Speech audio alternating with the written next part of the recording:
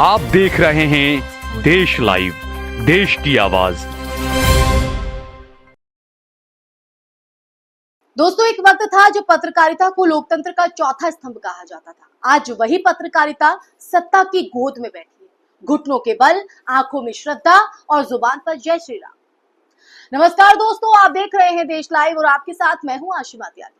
आज हम बात करेंगे एक ऐसे मीडिया नेटवर्क की जो सरकार का नहीं, दरबार का प्रवक्ता बन गया है। गुजरात से एक नया अखबार निकला है, नाम कुछ भी भले हो उसका, लेकिन असली पहचान उसकी नमो दरबार टाइम्स।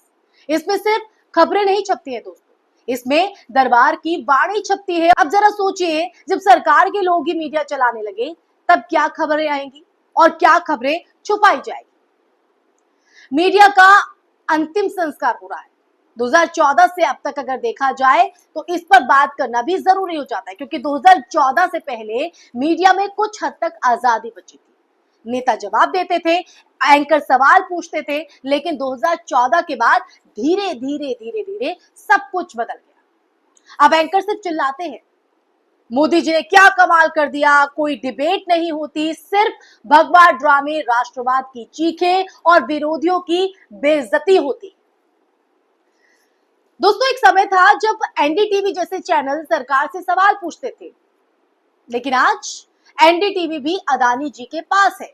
इंडिया टीवी, न्यूज, जी न्यूज, रिपब्लिक, इन सबका हाल बताने की जरूरत नहीं है दोस्तों, सब एक ही स्क्रिप्ट पढ़ते हैं। अब मीडिया रिपोर्टिंग नहीं करता, सरकारी नोटिफिकेशन पढ़कर सुनाता है दोस्तों। तो आप खुद तय कीजिए कि स्थिति क्या है, मीडिया क्या बन चुका है।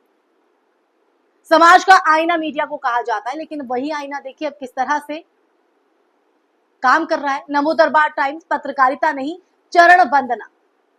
अब इस पर भी आते हैं, इस नए गुजरात बेस्ड अखबार पर। इसका नाम भले ही कुछ भी हो, पर इसकी आत्मा साफ है। हिरेन जोशी की हां में हां मिलाना दोस्तों। इस अखबार के पन्नों में आपको कुछ नहीं मिलेगा सिवाय मोदी जी की महानता, गुजरात मॉडल की जयकार और विपक्ष की बुराई। यही काम है इस अखबार का। अब आप ये मत सोचिए कि कोई स्वतंत्र अखबार है, ये सीधा पीएमओ के इशारे पर चलता है दोस्तों, तभी तो बखान हो रहा है। अब इसका मकसद क्या है उस पर भी आते हैं। गुजरात के युवाओं का ब्रेन वॉश करना, पहला पॉइंट। हर गड़बड़ को राष्ट्रीय सुरक्षा का मुद्दा बना देना और जो सवाल पूछे उसे देशद्रोही बना देना। जैसे हमने न जाने कितने ही मामले देखे। ये अखबार बताता है कि मोदी जी की हंसी में विकास छुपा है, उनकी चुप्पी में कूटनीति, लेकिन ये नहीं बताएगा कि गुजरात में बेरोजगारी चरम पर है, एमएसएमई बर्बाद हो चुके हैं और छोटे किसान खुदकुशी कर रहे हैं। ये नहीं बताया जाएगा। जो असल मुद्दे हैं उन्हें उठाया ही नहीं जाएगा। अब सोशल मीडिया सेंसरशिप में भी आते हैं, डिजिटल गुलामी किस तरह से हो रही है। अब आइए, सोशल मीडिया पर लोग सोचते हैं कि यहाँ तो खुलापन है, आजादी है, लेकिन हकीकत इससे उलट है दोस्तों। तस्वीर इससे विपरीत है। 2024 के लोकसभा चुनाव में आपने देखा होगा, आपने क्या, हम सब ने देखा है कि विपक्षी नेताओं के भाषण फेसबुक से हटा दिए गए। कौन था वो हटाने वाला? राहुल गांधी की बात करें, राहुल गांधी की प्रेस कॉन्फ्रेंस ब्लर कर दी गई, विपक्षी पार्टियों के विज्ञापन रोक दिए गए। इन तमाम चीजों के पीछे क्या था? लेकिन अगर बात करें, क्योंकि ये तो विपक्ष की हम बात कर रहे हैं, अगर बीजेपी से जुड़े लोगों की बात करें तो बीजेपी से जुड़े रील्स को जबरन ट्रेन कराया गया। हमने देखा है फेसबुक और इंस्टाग्राम पर अमित मालवीय का दबदबा इतना है कि वो कहे हटाओ तो मिनटों में पोस्ट गायब। जी हाँ, मिनटों में जो पोस्ट है वो गायब हो जाती है, डिलीट हो जाती है। कहीं भी अगर मोदी जी की आलोचना होती है तो उसे फेक न्यूज बताकर ब्लॉक कर दिया जाता है। लेकिन वही प्लेटफॉर्म अगर कोई मुसलमानों के खिलाफ नफरत फैलाए तो कोई दिक्कत नहीं है, बल्कि उसे और बढ़ावा दिया जाता है। यानी सोशल मीडिया अब सरकारी मीडिया बन चुका है, यहां पर भी कोई आजादी नहीं बची है दोस्तों। लेकिन पत्रकारिता का असली मतलब क्या था? लोकतंत्र का चौथा स्तंभ कहा जाता है, आज उसका जमीर कहां है? अपराधियों की ढाल जय श्री राम। जी हाँ, ये भी बेहद महत्वपूर्ण पहलू है आज की इस चर्चा का, क्योंकि अब सबसे खतरनाक ट्रेंड हिंदुत्व को गुनाहगारों की ढाल बनाना है। एक केस याद आप करिए, मुंबई का केस था जहां एक लड़के ने अपनी कार से 4 लोगों को कुचला था। लोगों ने जब गुस्सा दिखाया तो वो उतरकर बोला जय श्री राम, भारत माता की जय। और मीडिया क्या बोला इसको लेकर? लड़का देशभक्त, गलती से हादसा हो गया। क्या समझा जाए इसको? एक और केस मैं आपको याद दिलाती हूँ। एक अभिनेत्री ड्रग्स केस में पकड़ी गई थी, आपको याद होगा। अगले ही दिन उसका पीआर बोलता है कि वो भारत माता की बेटी है, हिंदू संस्कारों वाली है, वो भी छूट गई। अब सवाल यह है कि क्या भारत माता की जय बोल देने से गुनाह खत्म हो जाता है? अगर हो जाता है तो ये किसने तय किया है दोस्तों? क्योंकि ये ट्रेंड जो है, ये नया ट्रेंड बना दिया गया है। बलात्कारी भगवा पहन ले, चोर जय श्री राम बोल ले, हत्यारा तिलक लगा ले, ये नया ट्रेंड। तो सरकार, मीडिया और भक्त सब उनके साथ खड़े हो जाते हैं, उन्हें क्लीन चिट मिल जाती है। या तो उन्हें गलती से हो गया है, या वो देश के बेटा या बेटी है। क्या इतने भर से ये हो जाएगा? अपराध ऐसे रुकेंगे? जब सरकार खुद मीडिया बन जाए तब क्या होता है, इस पर भी गौर फरमाएंगे। नमो दरबार टाइम्स इसका सबसे बड़ा उदाहरण है। यानी अब सरकार खुद ही अपने लिए अखबार चला रही है और फिर दावा करती है कि देखो जनता मोदी से कितना खुश है, देखो मोदी जी क्या कर रहे हैं। ये पत्रकारिता नहीं है दोस्तों, ये सत्ता की जनसंपर्क एजेंसी है और इसे कहना गलत नहीं होगा। फर्स्ट इंडिया नाम है इस अखबार का।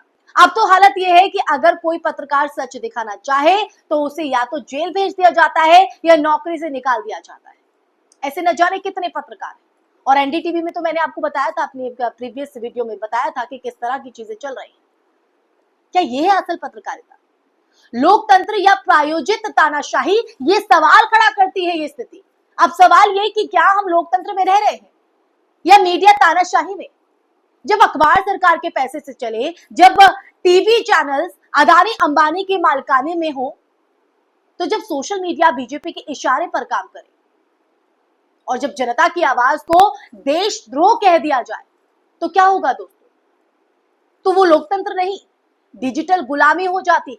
जी हाँ, डिजिटल गुलामी। इसीलिए आज हम इस मुद्दे पर बात कर रहे हैं। इसीलिए ये जो फर्स्ट इंडिया अखबार है, जो गुजरात का अखबार है, किस तरह से गुणगान करता है सरकार का, ये सवाल खड़ा करता है।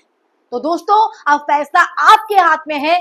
आपको ये तय करना होगा कि आप सच सुनना चाहते हैं या सिर्फ वही देखना चाहते हैं जो सरकार दिखाना चाहती है।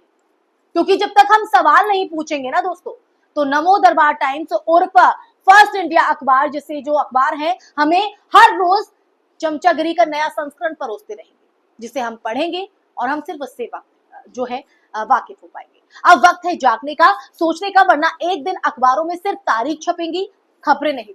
इसी के साथ इस वीडियो में मैं यही विराम लगाती हूँ। आपको मेरी वीडियो पसंद आई हो तो उसे ज्यादा से ज्यादा शेयर कीजिएगा, लाइक कीजिएगा और कमेंट बॉक्स में मेरी वीडियो को लेकर भी कमेंट करके आप बताएगा आपको वीडियो कैसी लगी। देश लाइव लगातार आपसे जुड़े मुद्दे, जैसे कि मैं हमेशा कहती हूँ, आपके सरोकार से जुड़े, देश के हित से जुड़े और ऐसे जो समाज के पिछड़े वर्ग हैं जिनके साथ अन्याय हो रहा है, उनको लेकर आवाज उठाता रहेगा। हमारे चैनल को, देश लाइव को आप सब्सक्राइब कीजिए। इसी के साथ इस विषय पर यही विराम लगाते हैं, फिर हाजिर होंगे एक नए मुद्दे के साथ। नमस्कार।